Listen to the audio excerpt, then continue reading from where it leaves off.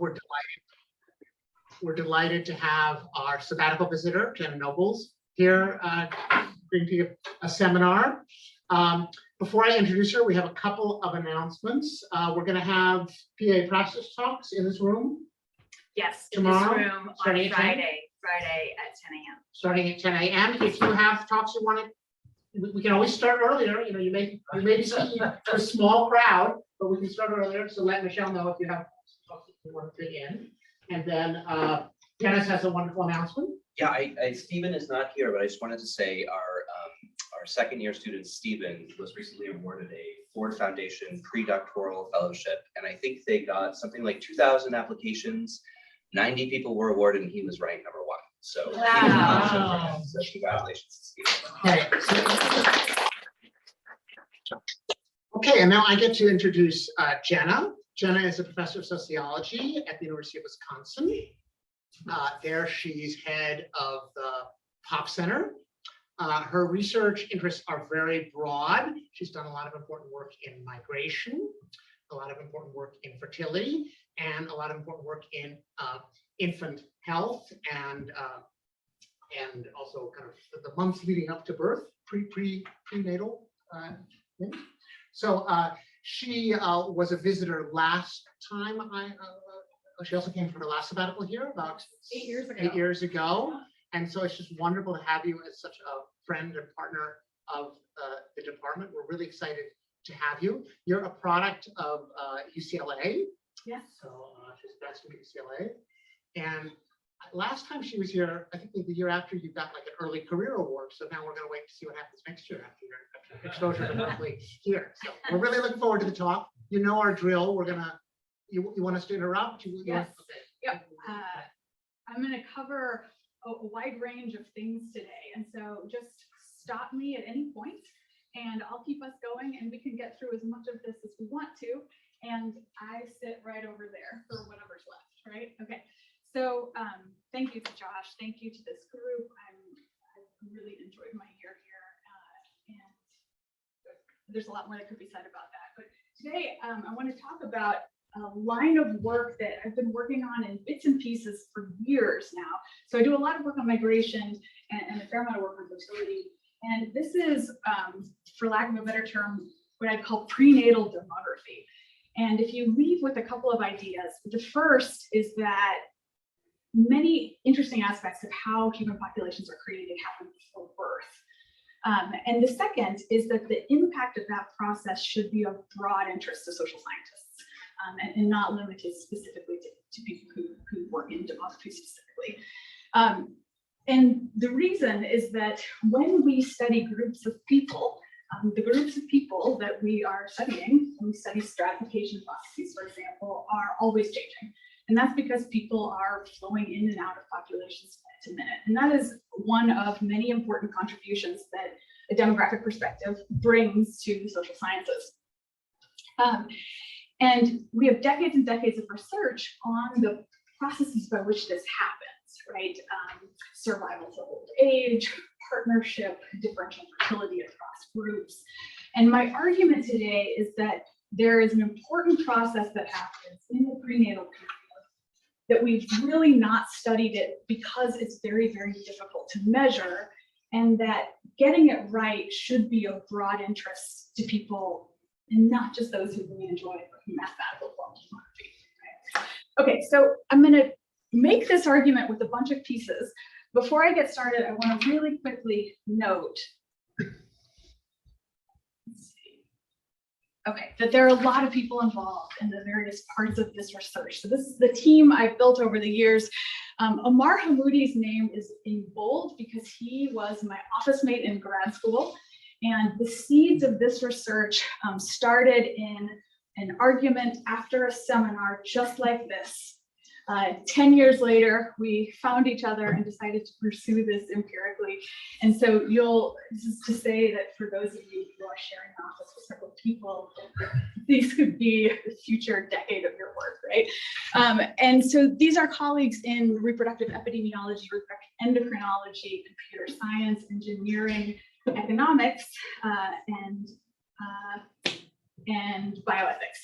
And there are a great group of grad students in economics, sociology, and population sciences that have contributed to this work, whose names here as well. Okay, so to make this argument, I'm going to say something really brief about the prenatal period. I'm going to give you two very brief motivating applications. And for those of you who have heard me try to argue this before, these might be familiar. But where I really want to spend some time today is how to move forward with innovation and measurement and thinking about how to build resources for other researchers. Okay, so put up a figure that everyone in this room knows very well. A cohort subject to prevailing mortality rates in the US today would lose about 20% of its members by age 65 and about half of its members by age 80. And variation in mortality rates across regions in the US, these are the survival curves from Mississippi and Minnesota respectively. The space between these curves is of substantial importance to demographers because that space drives things like, for example, cohort variability in education or health, differences in individual versus population aging, even helps us understand some aspects of contemporary forms of evolution. The argument that I'm making today hinges on the idea that this may drastically underrepresent both the nature of the survival curve and the variability within the population. And that is that survival might look something a lot closer to this. Roughly 1/3 of embryos survive to live birth. Human reproduction is incredibly inefficient. About 30% are lost pre-implantation. About 30% are lost post-implantation. If you think about implantation as the moment in a pregnancy when a home pregnancy test would show up as positive. The clinical encounter happens much later, at weeks 8 or 9, sometimes as late as 10 or 12. And after that, we have what's called clinical miscarriage. About 30% make it to live birth. As you move up this iceberg, the share of those pregnancies that are chromosomally abnormal decreases, right? And so we think about this pre-implantation loss as being largely chromosomal abnormalities. And as you move up here, we have a world in which pregnancies that could be viable under counterfactual scenarios are a larger share of that group. And so this is to say that these are less sensitive to exposures, these are more sensitive to exposures. Okay. And the idea that all early pregnancy loss is a function of chromosomal abnormality is not right. We think it's somewhere about 50%. Can you just give a sense of the timing of these things? Say more. Timing. What week are we? The first 30% is what number of weeks? Oh, this is week 3, between week 3 and 4. This is week 4 to 10, week 4 to 9, 4 to 10. This is beyond that.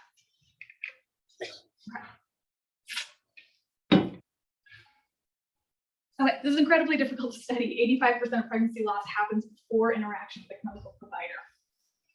And so one of the ways that people started to try to pin this down, the landmark study led by Alan Wilcox, where they followed 221 people were recruited to be part of a preconception cohort. These people provided urine samples every day, and eventually pregnancies occurred and we're able to see that the pregnancy is terminated. This is a really important contribution because it was the first time we were able to see how high pregnancy loss, how common pregnancy loss was.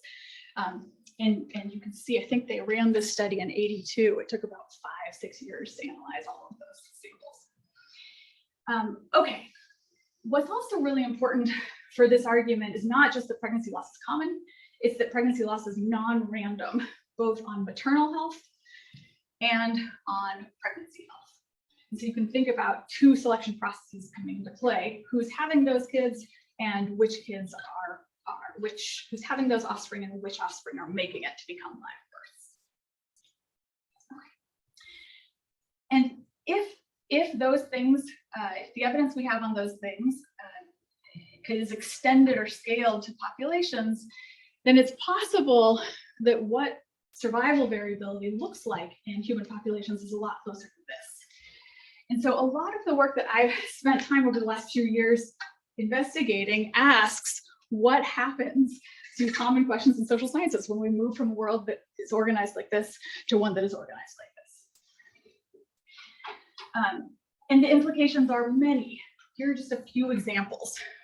One is that the opportunity for selection against traits might be considerable, even in very low mortality populations like contemporary wealthy populations today. Two, that early life mortality disparities likely underrepresent variability in the health environment. Three, that cohort, subgroup, and even family composition is potentially endogenous. And four, that we may have a fair amount of bias in any kind of intergenerational effect estimate. So let me give you two quick motivating examples. Are you going to go through each of these and explain? I'm going to two of them and I'll come back, okay? Okay. So as an example, we ask a lot of questions in social sciences like, does having a child with trait X cause family outcome Y? This is one of the questions we worked on earliest, which is, does the birth of daughters cause couples to divorce? And does this indicate gender bias in the contemporary US? And the logic is that is well established in the US, at least, that when you can take census data and when first and second born children are girls, couples are less likely to live together, and you're more likely in a prospective fashion to see couples divorce. And so this has been interpreted of evidence of contemporary gender bias in the US, right? And so that may be the case, but we're curious about the idea that the female mortality advantage that we see all across the life course, we have fairly good evidence this extends to the prenatal period. And so it's possible then that all of the factors that cause a couple to divorce are also something that make the intrauterine environmental loss more stressful and a lot more likely to take out male fetuses, for example. And so it's possible then that you can have a world where both things are operating. You can have gender bias, but you also have a process interplay in which the social world shapes the composition of the family through pregnancy termination. Okay? This is hard to pin down, right? There's a lot of parameters here that we can't really measure. And so, so Amara and I built a set of simulations organized around the things that we could measure, tried to put bounds on the things that we can't measure, and came to the conclusion that the selection-driven son association, this green line here is the estimate that's widely published about that girls cause divorce, could actually be generated fairly easily by this underlying selection process. And to be clear, this is not to say that gender bias doesn't exist, right? And it's just to say that if you were trying to study it, you have to be thinking about the fact that the generation of birth cohorts is also sensitive to social processes. I was thinking about this. It seems like it goes backwards to me, so I must be misunderstanding. Yeah. More stress means more girls at birth? Yeah. More girls at birth, higher likelihood of What's subsequent. the opposite of this?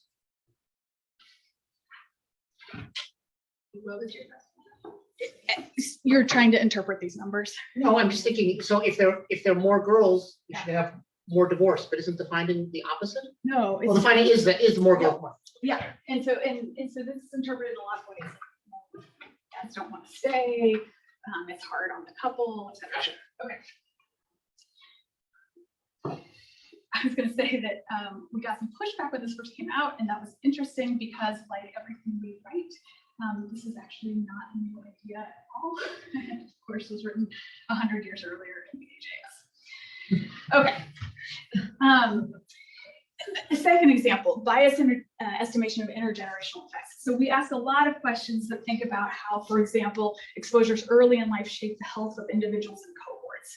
And this is important because it helps us think about the benefits of investing in maternal and child health. For example, estimates of the WIC program that provides supplementary nutrition to pregnant people in the US. It helps us understand how aspects in one generation can show up down the line. So when we think about even something as broad as estimating reparations or the legacy of long-term events, we can have single or cross-generational effects. It also helps us understand why exposures can appear in things like mortality rates decades later.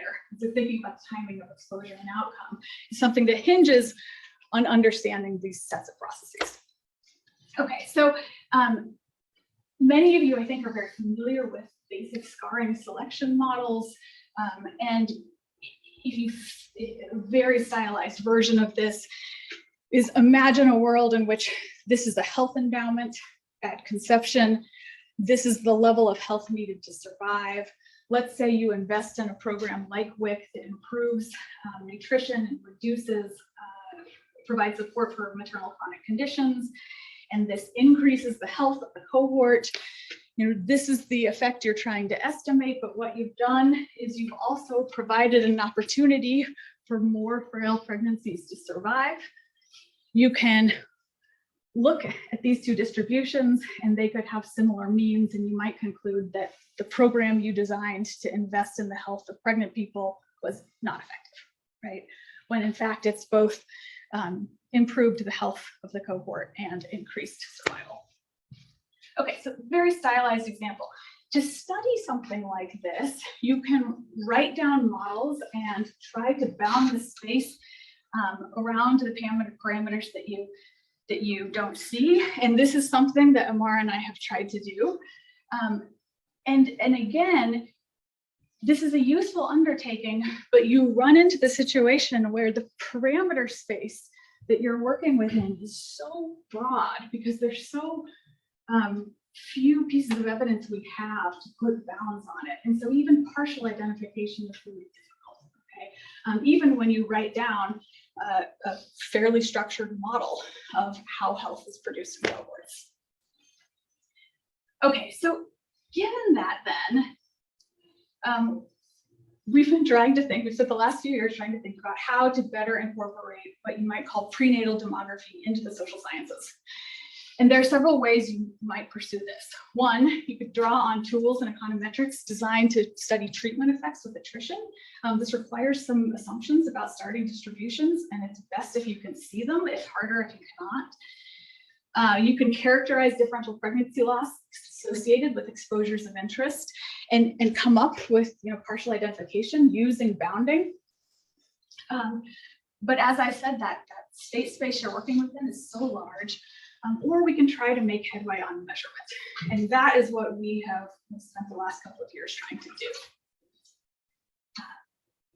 And the reason this is so important is because if variability is large, the opportunities we have to study it are very small. That landmark preconception cohort study that I described earlier has become the standard of evidence for studying early pregnancy and early pregnancy loss, but it's prohibitively expensive, right? It's incredibly expensive to recruit people, take biological samples, follow them prospectively. These are the major US preconception studies in the US. Probably the one that people in epidemiology might know best is the PRESTO study out of BU. And this is larger now and a really exciting endeavor.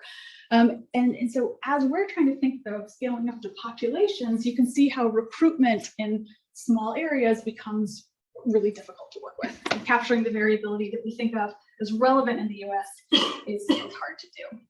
Okay. And so what we've moved to then is the idea that could we leverage data collection that seeks daily data from large, not representative samples. And we're making use of the fact that people record information about their menstrual cycles, about their pregnancies, about many aspects of their health in their smartphones. And we partnered with a company that has a suite of mobile device apps where people record information about their menstrual cycle. When they become pregnant, they're offered an opportunity to join the pregnancy tracking app.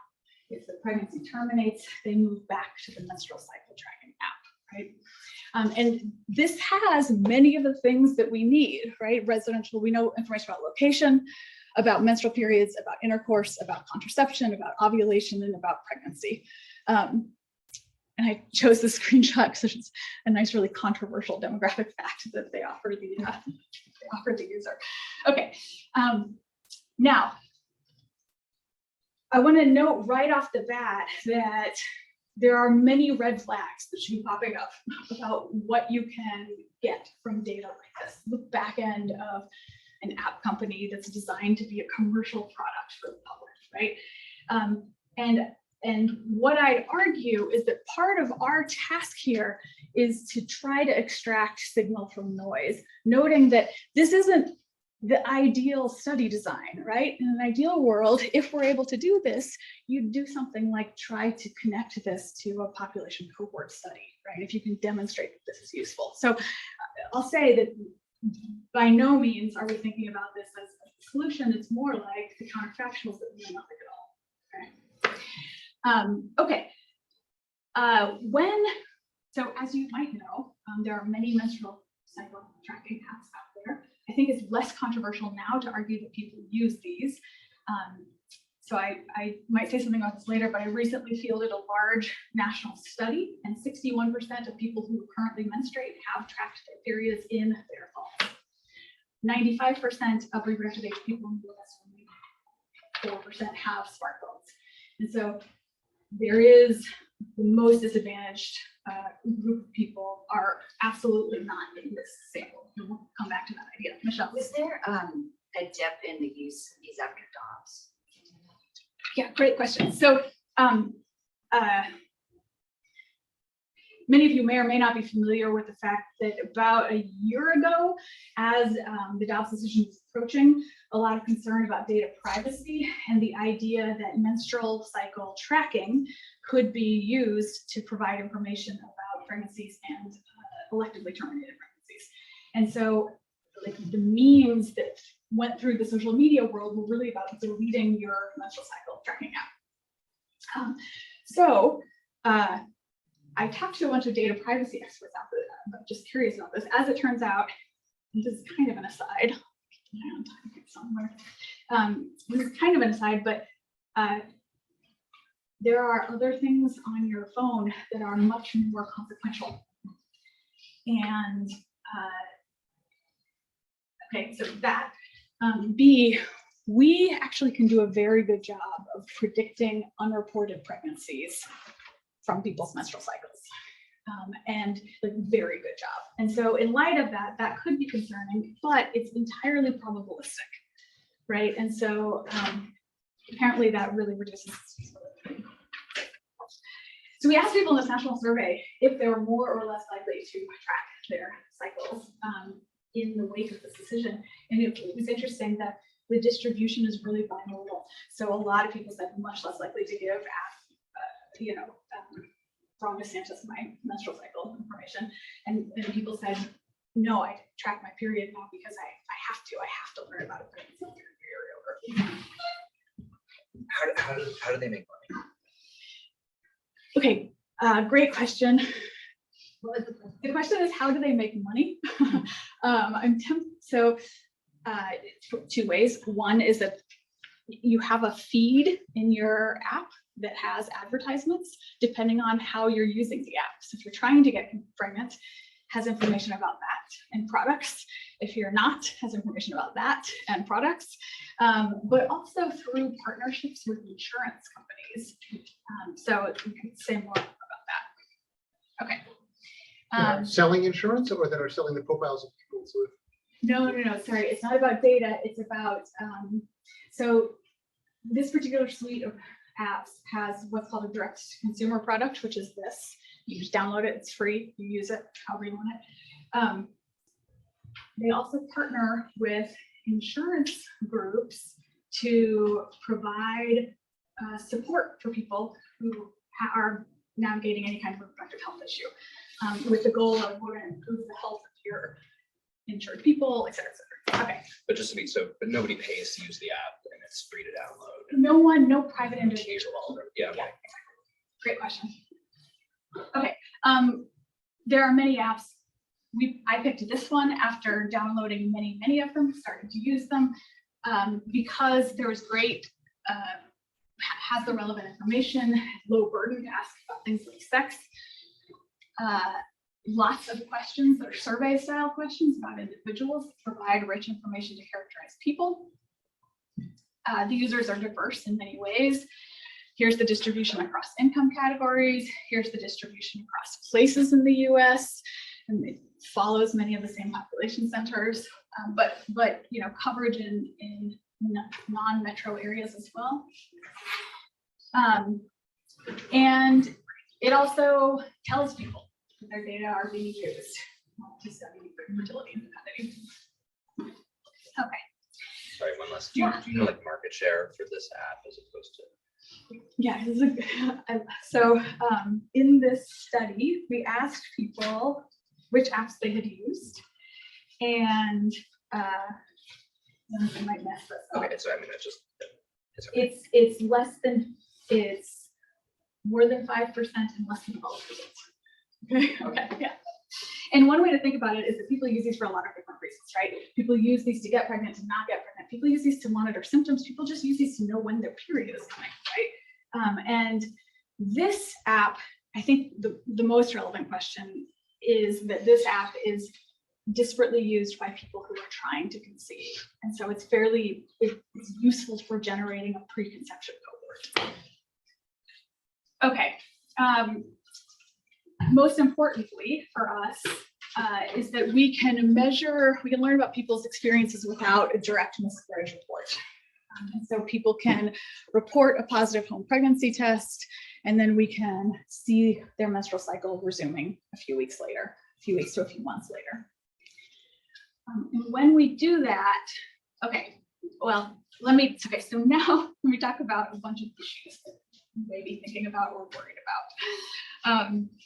So can we accurately describe differences in survival using data that come from certain types of people? These are all people who have smartphones, who use them, and who choose to monitor their well-being. So you can think about things that are easy to observe and not easy to observe that differentiates this group.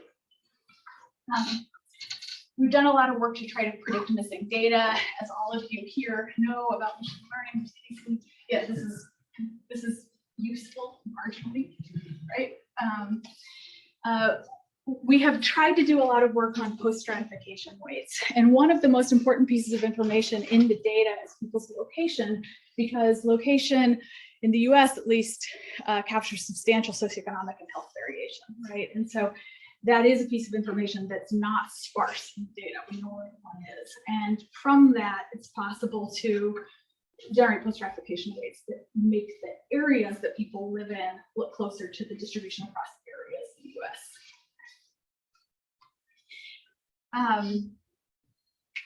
We can talk about attrition. Our first task is to try to see if there's any signal in the noise. Here is by maternal age. This is the proportion of pregnancies that terminate after week 7. And these are Norwegian registry data. They're also not perfect, but they're one of the best data sources we have after week 7. This is the pattern across maternal age on our user data limited to pregnancies that survive to 7 weeks. And we have very, very similar patterns, including a slight increase in risk of termination for teens, which we know to be true, a really flat area up to the early 30s, and then the increase as people get older. Okay, so this in no way rules out a bunch of other concerns. It just simply suggests that there is some signal to be found in here. Okay, what we have learned is that within 3 months of a positive pregnancy test, more than 20% of users report a resumption of menstruation. So we see a very high level of loss. And then we've also seen that loss is variable. So what I'm going to do is put up a bunch of survival curves that look like this. The first thing we did was check whether features that should influence pregnancy survival show up. This is differences in survival among people who had distinct durations trying to conceive when they finally signed up for the app. So these are the people that are clinically infertile, right? Much higher losses of pregnancy. These are differences by previous miscarriage. This is the family history of infertility. And then we looked at some health behaviors, because one of the things that has been done on pregnancy loss from these preconception cohort studies are asking people things like, do you smoke? What is your weight? What is your weight? That kind of thing. And here we see variation by cigarette use. no variation by alcohol. Differences in body mass index, and both underweight and, depending on whether you think BMI is valuable, we see higher levels of pregnancy loss. And then we were able to look at things for partners, because people report a lot of information about their partners into the app as well. And so here are differences by partner's age, conditioning on the user's age. Here is the difference by the reports that the partner is abusive. And this is really interesting because people report this information into their phones. And so, a small share of people report this, but this is tens of thousands of people who have reported that during their pregnancy, they are in an abusive relationship. Is it differentiated verbal and physical abuse? We have, this combines them both, but we do have that information, yeah. And then we see a big gradient in education as well. So again, this idea that early loss is largely random with respect to things that we might be interested in does not hold up in the data. It's a pretty striking gradient. Okay. So I've just shown you a bunch of descriptive features to say, look, loss is common and loss is variable. And so then we might think about moving towards using the data in a way that helps us pin down the causes of pregnancy loss, the outcomes of pregnancy loss, towards external validity. And it can come up with something a little bit more causal in these descriptions. Because we have detailed information on location, it is possible to leverage what happens when the world changes around individuals. And so we can measure pregnancy cohorts and pre-pregnancy cohorts in the same places before and after social, economic, and environmental change, and create comparison groups. The second way we can do this is by developing RCTs within the app. And so I'm going to give you an example of one that I have underway with Marion Bittler at Davis, who lives nearby. Yeah. Dennis? Oh, sorry, just quick. So I would think external validity, can you predict fertility rates? Is that, maybe that's harder than it seems. Sorry. Yeah, so that's really interesting. So what we've tried to do more so than levels is variation. So Dennis's question is, so these are some internal validity pieces. The external validity piece is, could we take the app data and, for example, predict temporal fluctuations in fertility based on temporal variation in pregnancy loss rates and some assumption about people's intent to conceive being unchanged over time. And so because we have a selected group, one of the things that we tried to think about instead is, for example, can we predict education differences in seasonality? So basically the 1 degree removed. Does that make sense? Yeah. Yeah, we can handle this. Okay. Okay, so to do this, we've lined up the fertility tracking data. You can think about wanting to make a conception cohort. So that's implantation, that's positive pregnancy test, fertility tracking data here. CDC has fairly, well, it's a whole other conversation. Is the quality of the fetal death data in the US is actually not great, but in theory allows us to measure fertility fetal death after week 20. And we want a different data source than the fertility tracking data. This is really good at capturing loss in months 1 and 2, maybe 3, maybe.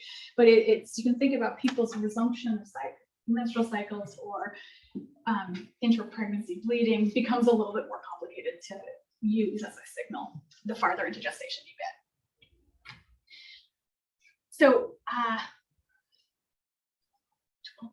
okay, so can I give you a couple more examples? Do you have energy for? Can we just talk about the selection, Yeah. selection thing? Yeah. Okay. So would the patterns you find be consistent with kind of mistaken inference of pregnancy? That's interesting. So If people who are high school educated, yeah, somehow you're thinking they're thinking they're pregnant more than they are, you're thinking they're pregnant more than they are. yeah. So Josh is thinking about a measurement issue about that positive pregnancy test. I think two things are useful. One is that positive pregnancy tests have very low false positive rates, but there is an issue that education drives when you learn that you're pregnant. So pregnancy awareness has an educational gradient as well. So people who have very low education learn about pregnancy on average later. So they actually have the opportunity to experience lower rates of loss. So if anything, it's pulling things together.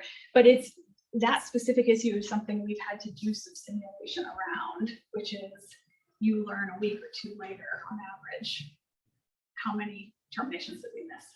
My other question was, it seemed like all of the gradients were the same as postnatal health issues. Is that basically That's uniform you can go on? It's a great question. I think we would want to do a little bit more work before I said that definitively. So question is just the variance that we see in neonatal mortality, something that is widely measured. Can we infer that those patterns extend back to the early part of pregnancy? And I think I don't want to hang my hat on that just yet. But Well, what you showed us was mostly consistent. very similar. Age, income. Yep, very similar. Okay. Anything else? Okay. Yeah. Just Josh's question made me realize. So you learn that people are pregnant because they take a pregnancy test. Sorry, I think I just got it. And they report on the app, basically. That's okay. Yeah, So exactly. they're not like predicted. It's And not- so, exactly. So we, honestly, one of the reasons I've been a little nervous to publish the idea that pregnancies are easily detectable without information, you know? Yeah. But we have used it to do like checks, like how much does this differ if we predict the pregnancy. Yeah, all of these estimates are limited to people who reported trying to conceive at the time of sign up. The reason we did that is because people, of course, have elective terminations as well, right?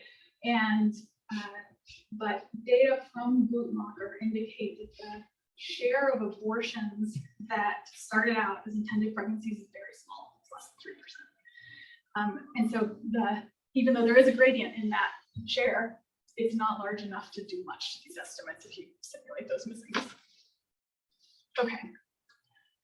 Okay, so let's just talk about an example of a couple study designs about how you can use this. So this is a paper we're giving at PA next week. And here we're focused on the logic that with the growth of wildfires in parts of the Western US, a lot of concern about the reach of these and many health effects.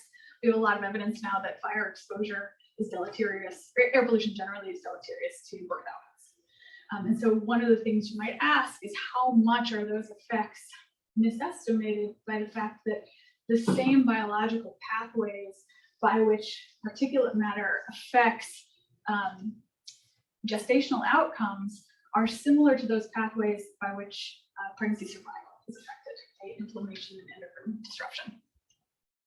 Okay, so what we've done is we've lined up fire locations from satellite imagery from NASA over a 6-year period.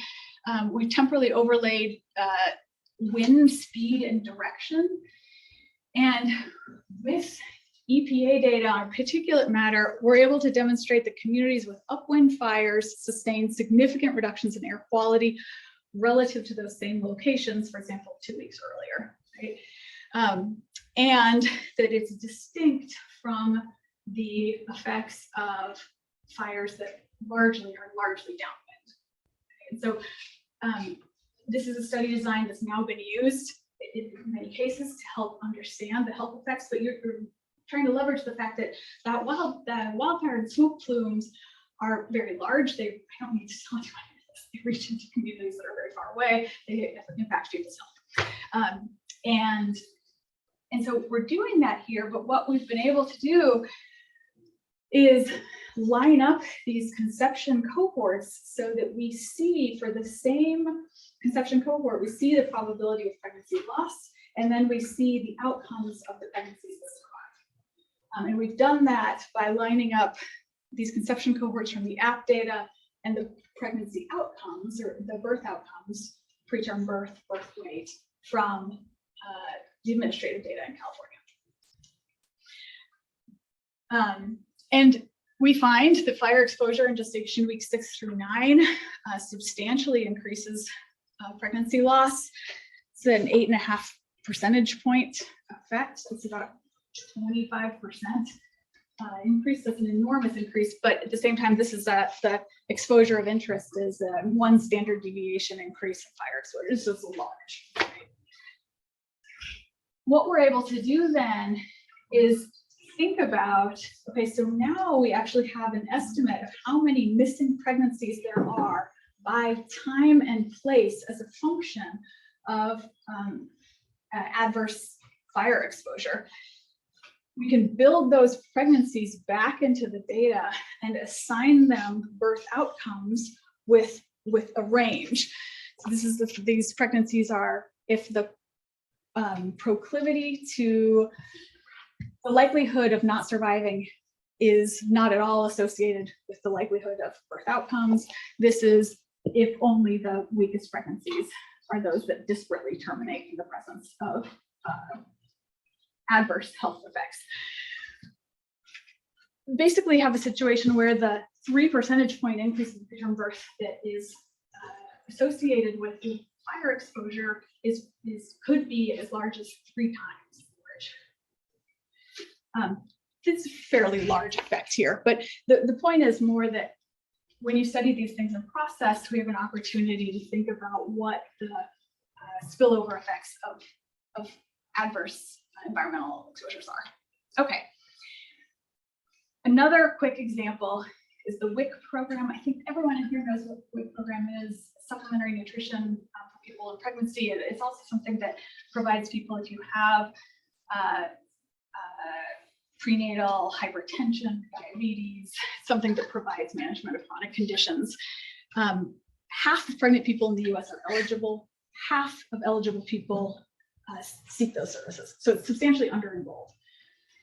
And so to try to generate, and I should say that one of the tricky things about the study of programs like WIC is that there isn't experimental variation on this. And as a result, there are these debates about whether WIC works. Right? Should we spend so many millions of dollars investing in nutrition during pregnancy?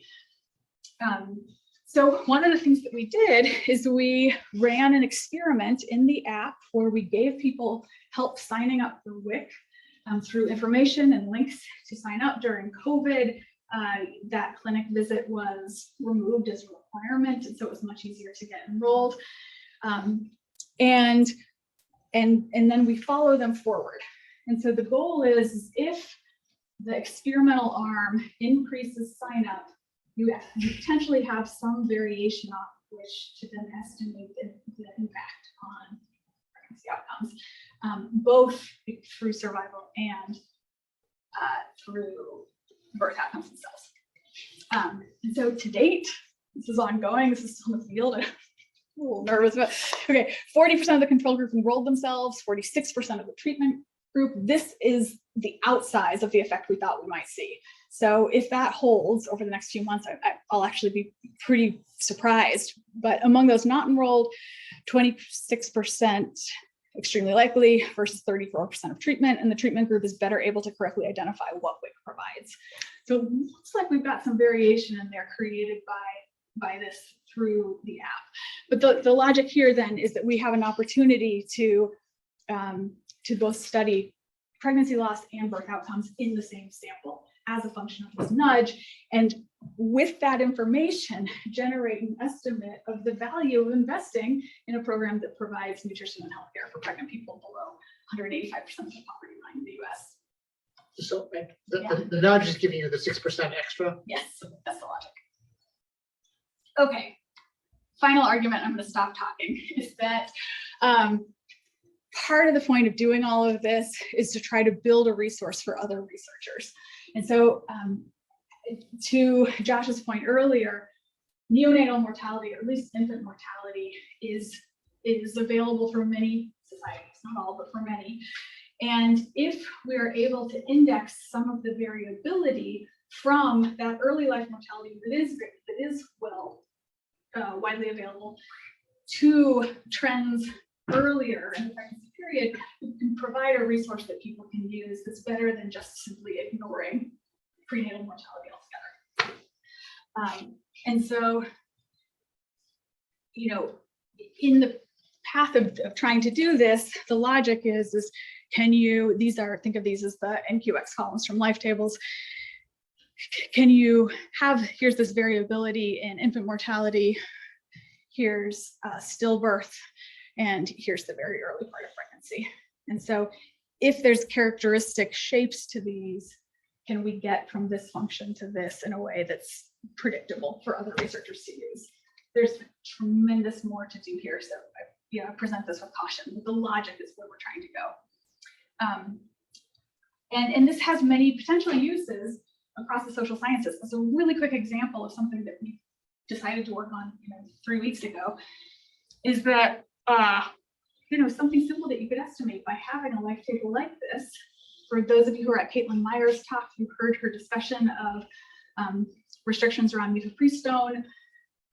Does everyone know what this is? This is a synthetic hormone that helps remove pregnancy tissue from the body. It's widely referred to as an abortion drug, but it's also used for many other healthcare purposes, most readily, or most commonly, miscarriage.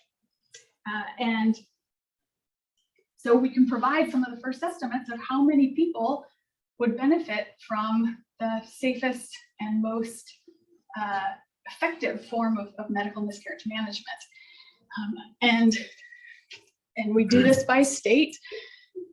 More than 800,000 people in the US experience miscarriage between week 6 and 26, when mifepristone is the standard of care every year, including about 250,000 who already face compromised miscarriage because mifepristone is harder to access.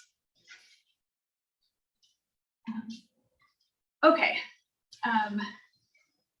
In the context of doing this, part of the goal here is to provide this tool to researchers. I have to say that along the way, one of the things that came up that has been surprising to me is that this whole landscape of reproductive health world out there, you realize that one of the reasons that we hear things like coffee causes miscarriage is because of the nature of the data generating process. Like the data we have to study early pregnancy loss comes from samples of 200 or 300 people in a single location. And so all the variation you have is individual health behavior, right? Once you step back and think about extra individual factors, it becomes possible to think about how all sorts of features of the kinds of exposures that people live in day to day are things that shape miscarriage.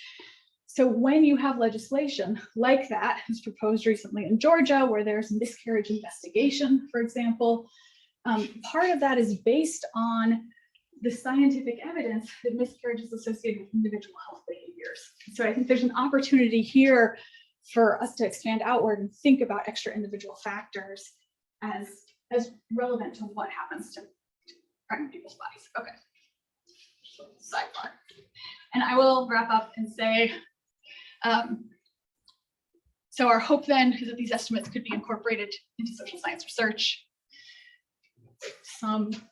The social world likely affects the pathway to live birth, the formation of families and communities, likely affects answers to a lot of the questions that we think are important. And we're good at producing estimates for unmeasured things. There's a place here for demographers to contribute to this work.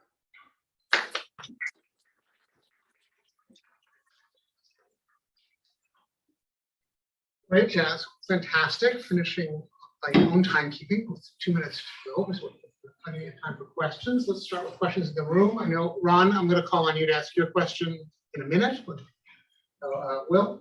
This is fascinating. Thank you. Thanks for all these details.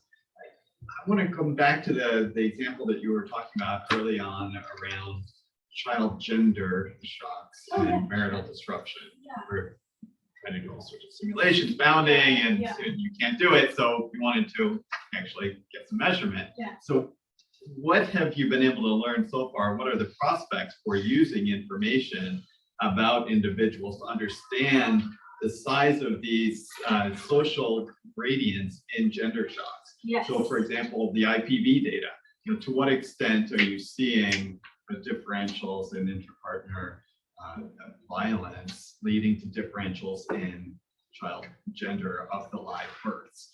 And if that's the kind of thing that you can then bring back to your simulations, right? And narrow the bounds. It's a really good point for everyone online. If you didn't hear that, I started with a motivating paper about gender, sex maybe, and sex and gender, and we have the opportunity now to revisit that same question with a lot more information. I think that's a really nice point. And we haven't done anything on this yet. I will say that in this fires paper, we see changes in secondary sex ratio. But your point here is that we also have now this prospective data on people's experiences of stress and violence, and even relationship quality, and we can prospectively link that to the gender of the child born. Take those estimates, pull them back to this original inquiry. That's a Do we have any sort of sense about what might lead people to elect to answer more questions in a survey? Like, for example, the IPP questions. Like, what's the profile of the people who would be answering those? And sorry, as a related point, how many of those questions are sort of required to be using the app versus just optional? Yes. So I think Monica's larger question is about who are the people that provide a tremendous amount of information, right? Who are our best users and how are they distinct?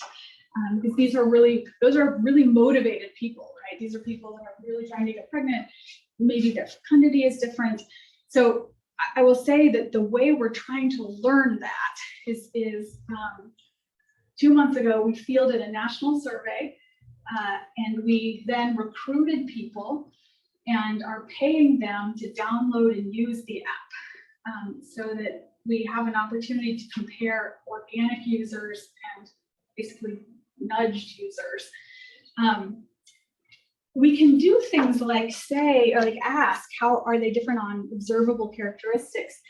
I think there's a point there about motivation. There's going to be some aspects of personality and behavior that are still pretty difficult to measure. And so that's a piece of external validity that we're going to do a bunch of stuff to try to get right, but I think is always going to be an issue. And this is why you would want, for example, to attach an app like this to the app health. I mean, you want to give it to a population. Yeah, Josh. So people try to look at changes in fertility intentions in the United States. It's not super easy to do. The survey, Allison Gimmel is one of the people doing this, and it's just not that clear what's going on. You have the chance to look at people trying to conceive. Yep. Is that an area of research that you're doing? Is that the kind of thing that can be done with this app? You can look at even high frequency changes in attempting to get pregnant. Yeah, so we actually just put in a request to the company to give us information on when people switched the mode of their app. So when they switched off and on from trying to conceive and not. The only other thing that we have to go off of on that. So the question is basically, is this an opportunity to revisit some of these important questions about what it means to be trying to conceive? Well, I guess I'm thinking, especially given your talk, Yeah. If we're interested in behavior, Yeah. fertility may not be the right outcome. The behavior is trying to get pregnant. This additional intervening process, Mhm. but can we look at people? I guess turning the switch on, I guess is what I think. It's so paying attention to people who are not trying to conceive, or just thinking about, yes. So I will say that I have weaker priors about the patterning of elective termination. Not in terms of the people who are choosing it, but in terms of which pregnancies are lost that way. So this is what you're thinking is right now we've got a subset of the population, and there's other people where the behavior is really. I think I said too much. The first thing you answered was right. Can we track something like fertility intentions of the population after the election, people Yeah. stopped trying to get pregnant, people started, Yes. after the, we had the end of the world in the Bay Area when it was dark, Yeah. where we woke up, the sun didn't rise. When interest rates go up, just whatever a question about fertility might be, can we look at people trying to get pregnant using one of these apps? It's just the. Yeah, so there is a team at Oxford that pays attention to downloads of these apps.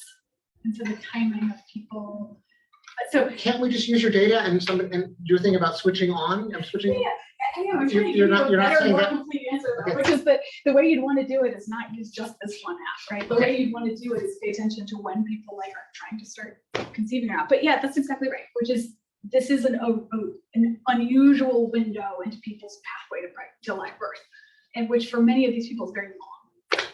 And why wouldn't we want to just use your app? It sounds like that is what you want to use. There's the sample Yeah. selection problems, but Well, that was my Yeah. point, is that you might want to pay attention to the other 99 apps. because- there's nothing about the use of the app or something that would make that an inaccurate measurement No. of people in your sample. No, not at all. And in a separate project right now, we're trying to look at the rollout of vaccination on people's fecundity. And there we're having to pay a tremendous amount of attention to week to week, is the composition of people who are trying to get pregnant different?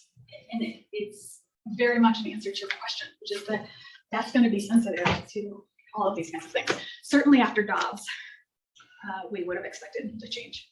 I know we had an older question from Ron, and maybe Josh, can you show, I can look at here. Okay, so we're going to switch to people online for a second. Ron, do you still want to ask your question, or? Yes, but feel free to ignore it because it's maybe a bit off to the side. But early on, you showed you referred to studies that found that couples that had girls was more likely that the husband would leave, or the male would leave, or there'd be divorce than if there was a boy. And there was that literature also looked at probability of couples that weren't in long-term unions or weren't married, but got pregnant and had a kid. If it was a boy, they were more likely to get married, and so on. Now, and then you went into something I just couldn't hear. The audio wasn't clear enough, but there is a literature in evolutionary, I don't know, you might say biodemography, that seems consistent with the idea that family structure itself or circumstances may drive the sex ratio at birth rather than the opposite. And that is the so-called Trivers-Willard hypothesis. Are you familiar with that? Yeah. Then I don't know. I was just going to ask whether that had any application, or whether your idea, which I couldn't hear, was similar to that. Yes. So the Trivers-Willard hypothesis has some empirical implications that I think people have thought about appropriately. But I think that at its heart, it's fundamentally related to the process here, which is that stress in adverse environments are a male fetus is less likely to survive stress in adverse environments in the intrauterine period. The Trivers and Willard hypothesis or argument is more about how, from an evolutionary perspective, the population is conserved by the protection of females versus males. So this is to say that we're operating under the same underlying argument there. That argument is more about why is it this way and what are the implications? And we're thinking about here's this pattern that we've seen reproduced many times. What does it matter for everything else that we draw inference from in social science? Is that useful, Ron? I have a different view of it, but I won't take more time with it, but maybe we can talk about it later. No, that'd be great. Thank you, Ron. Great, okay, so one last question from Ken. Do you want to say your question, or do you want me to read it? Yes, I'll say it. Wonderful talk. You tell us a lot about observed heterogeneity as it's affecting fetal loss, and there is also unobserved heterogeneity. Jim Vopel used to argue that the high levels of fetal loss shaped the distribution of what he called frailty into gamma distributions. And I wonder to what extent you've considered or played around with frailty modeling and proportional hazard modeling in modeling the trends that you're seeing Excellent. within the fetal loss age of gestational age and fetal loss. Yes, excellent. So I think that a really important insight there is that if we're willing to put a little bit of structure on the distribution of origin health outcomes, right, and then look at the observed rates of loss, and try to put a little structure on the proportionality, we could, for example, infer some of these parameters by the observed changes to the distributions of birth weight that we see in the presence and absence of fires with different levels of termination. Does that make sense? So with some structure on this, these line up in a way that's informative about how this is playing out. And so what you're describing is sort of the next steps, which are we've pinned down some things that we observe. If there's an underlying model that creates that, we now can better narrow in on the parameters that define it. Great. On that note, thanks so much, Jenna.